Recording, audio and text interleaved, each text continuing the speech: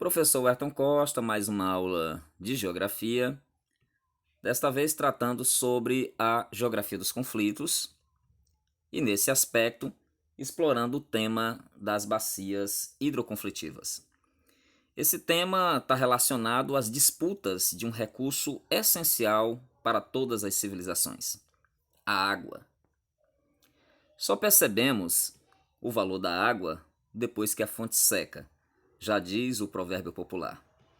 Na maioria das vezes, a grande questão que envolve os conflitos pela água não está relacionado tanto à escassez, mas à questão da gestão do recurso natural.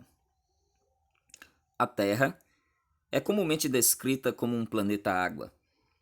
Uma imagem de satélite do nosso planeta é possível perceber o contraste que existe entre a esfera azul dos oceanos e mares e as terras emersas que formam os continentes e ilhas.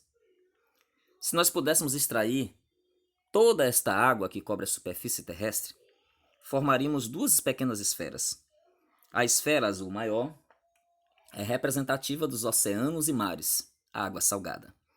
E a pequeníssima esfera azul, à sua direita, a água doce, representada pelas geleiras, pelos rios, pelos aquíferos, pelos lagos e lagoas. Lógico que 70% da superfície da Terra é coberta por água, mas só 1% desta água está disponível para o consumo humano.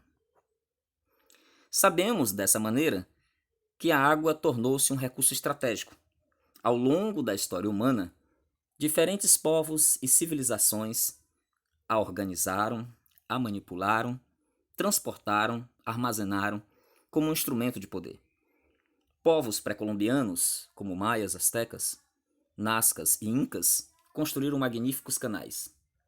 Egípcios fizeram a transposição do Nilo para o interior do deserto do Saara.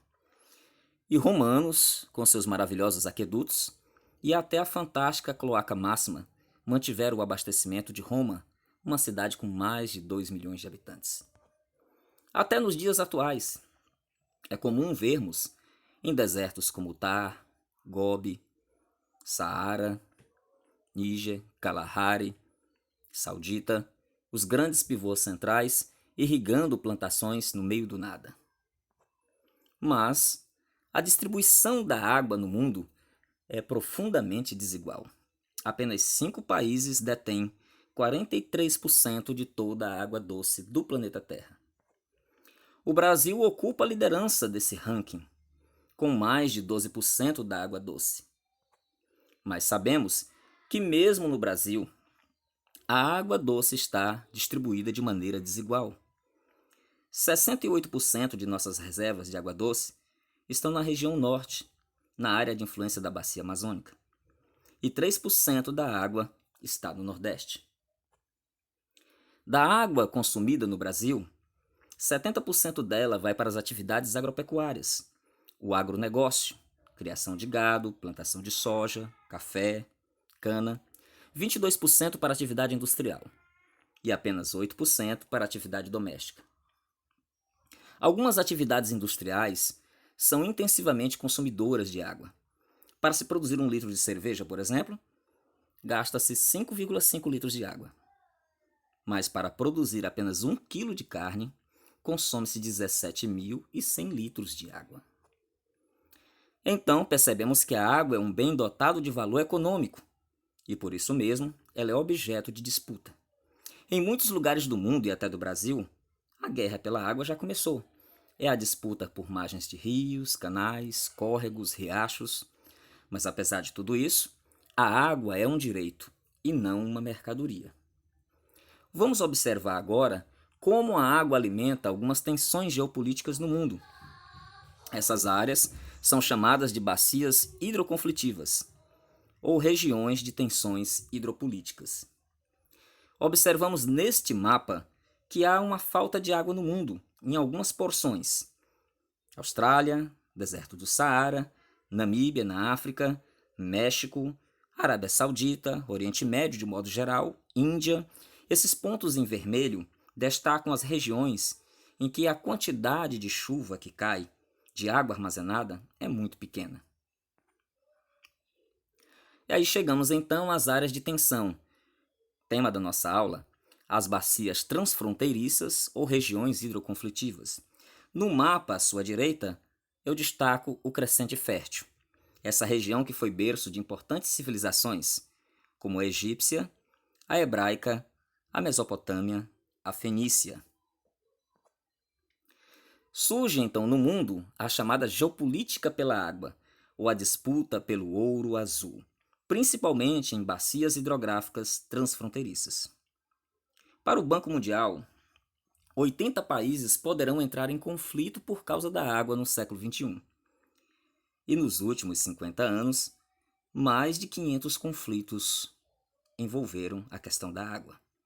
Dos 15 países que mais sofrem com a escassez de água, 10 estão no Oriente Médio. No mundo todo, cerca de 200 sistemas fluviais cruzam fronteiras, e 13 grandes rios são compartilhados por mais de 100 nações. Os maiores focos de tensão ou disputa pela água estão na África e no Oriente Médio. São as bacias do Nilo, do Jordão e do Tigre-Eufrates. A escassez de água é crítica para os palestinos, pois seu consumo residencial é de apenas 30 mil litros por ano, contra 50 mil litros dos jordanianos e 100 mil litros dos israelenses. Daí, a primeira bacia que nós vamos mostrar é a do Rio Jordão. Observe na imagem. As áreas envolvidas são o Líbano, Israel, Síria, Jordânia e Palestina. Os pontos críticos dessa bacia hidroconflitiva é a ocupação israelense das colinas de Golã, pertencente à Síria, e a profunda desigualdade no acesso à água potável entre judeus e árabes. A bacia do Tigre-Eufrates é a bacia da antiga Mesopotâmia. Observe que as áreas envolvidas são Síria, Iraque e Turquia. Os pontos críticos desse conflito envolvem o controle das nascentes pelo governo turco. A Turquia está na parte alta, na parte das nascentes, e há uma redução da vazão do rio no período seco, nos territórios do Iraque e da Síria. Como a Turquia constrói represamentos para irrigação e usinas hidrelétricas, o volume de água que segue a jusante para as áreas mais baixas é profundamente reduzido, afetando a produção agrícola do Iraque e da Síria.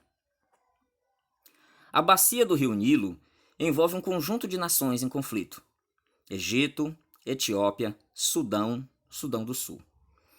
Egito e Sudão controlam com mão de ferro as águas do Baixo e Médio Nilo, oprimindo as possibilidades da Etiópia de construir projetos hidrelétricos fundamentais para o seu desenvolvimento.